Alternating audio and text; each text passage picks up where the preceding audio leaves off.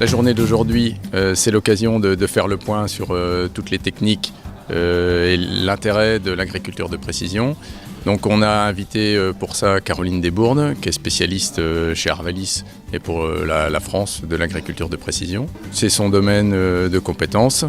Aujourd'hui, c'est l'occasion de à la fois faire le point sur les aspects techniques, mais économiques de l'agriculture de précision et tout ce que ça peut apporter en termes de rentabilité, en termes d'économie d'intrants.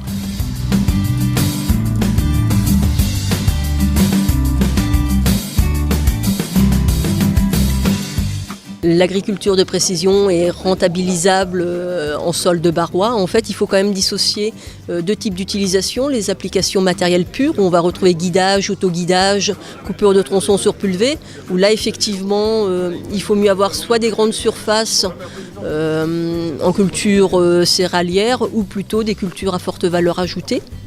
Donc là, il n'y aura pas de souci pour le rentabiliser. Et par contre, on aura une deuxième type d'application qui sera plus la modulation intraparcellaire, où là, les sols barrois s'y prêtent, puisqu'il faut une variabilité importante.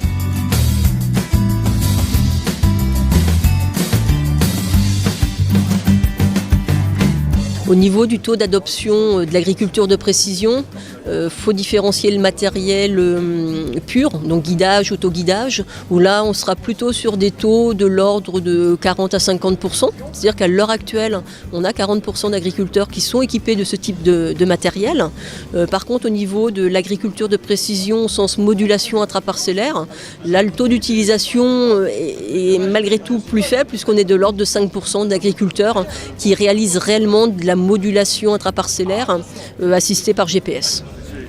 À l'heure actuelle, la modulation intraparcellaire concerne essentiellement l'azote, que l'on soit sur de l'apport tardif sur blé ou sur du deuxième apport sur colza.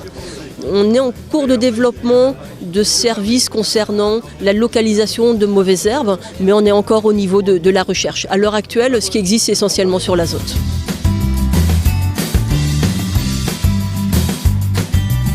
EMC2, aux côtés d'Invivo et de 25 coopératives, se lance dans le projet de création d'une société agriculture de précision qui s'appellera BIAPI. L'objet, c'est de proposer aux agriculteurs, à partir de diagnostics de leur sol, caractéristiques de leur sol ou du potentiel de leur sol, des applications de modulation qui leur permettront de gagner de 50 à 60 € de l'hectare grâce à l'agriculture de précision.